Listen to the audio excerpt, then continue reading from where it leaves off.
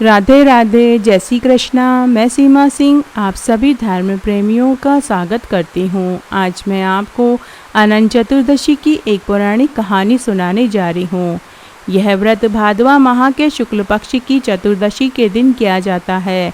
इस दिन भगवान विष्णु की कथा कही जाती है, पूजन किया जाता है और बिना नमक का खाना खाया जाता है। कहानी इस प्रकार है। प्राचीन समय में एक बार महाराज युधिष्ठिर ने राजसूय यज्ञ करवाया। यज्ञ मंडप की शोभा इतनी सुंदर थी कि जल और जमीन में कोई अंतर भी नहीं कर सकता था।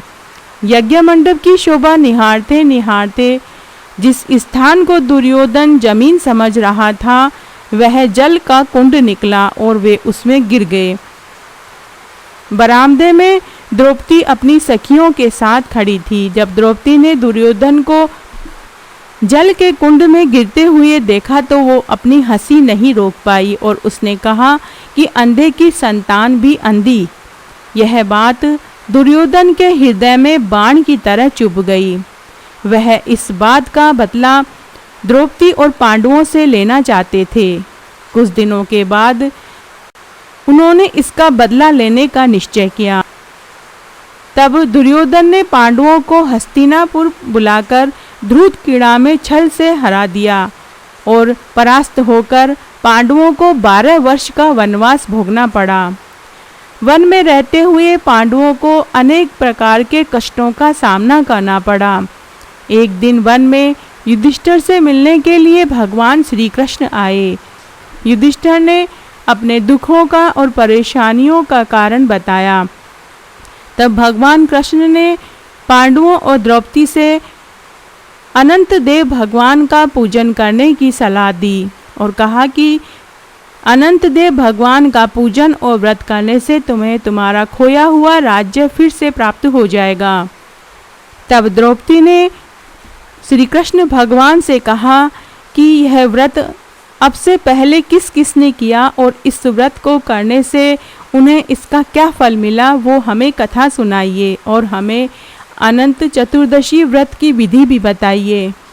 तब भगवान श्री कृष्ण ने युधिष्ठिर और पांडवों और द्रौपदी को एक कथा सुनाई। प्राचीन काल में सुमंत नाम का एक ब्राह्मण था।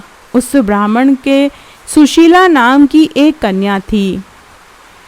जब कन्या बड़ी होने पर ब्राह्मण ने सुशीला का विवाह कौंडिल्य नामक ऋषि से कर दिया। कौंडिल्य ऋषि सुशीला को लेकर अपने आश्रम में चल दिए।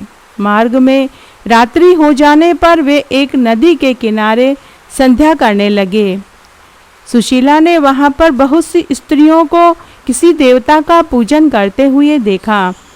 सुशीला ने उनसे पूछा कि आप यह किसका पूजन कर रहे हैं और उसके करने से क्या फल मिलता है। तब उन स्त्रियों ने बताया कि आज हम अनंत देव भगवान का पूजन कर रहे हैं। इसको करने से घर में धन धान्य की वृद्धि होती है। सुशीला ने भी वहीं उस व्रत का अनुष्ठान किया और 14 गांठ वाला डोरा अपने हाथ में बांध लिया और अपने पति के साथ वापस आ गई। कौंडिल्य ऋषि ने सुशीला के हाथ में बंधे धागे के बारे में पूछा तो उसने सारी बात बता दी। कौंडिल्य ऋषि को सुशीला की बातों पर विश्वास नहीं हुआ और उन्होंने उसके हाथ में बंधे हुए डोरे को खोलकर अग्नि में फेंक दिया।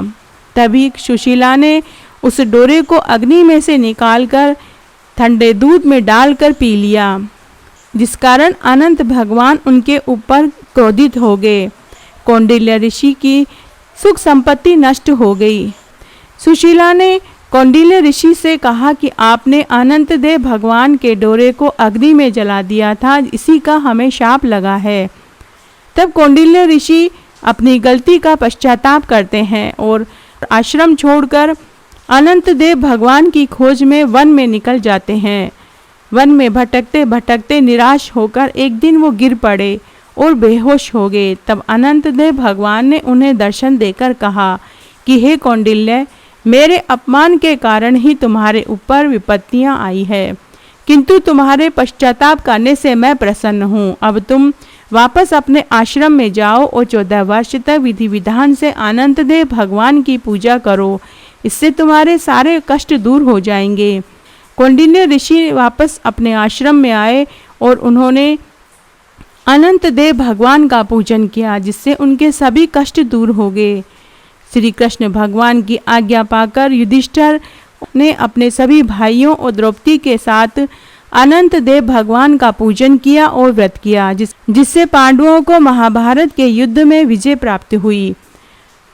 इस तरह आज मैंने आपको अनंत चतुर्दशी की व्रत कथा सुनाई। आशा करती हूँ आपको ये जरूर पसंद आएगी। मेरे साथ बने रहने के लिए आपका धन्यवाद। आगे की कथा कहानी के लिए भी आप मेरे साथ बने रहें। धन्यवाद।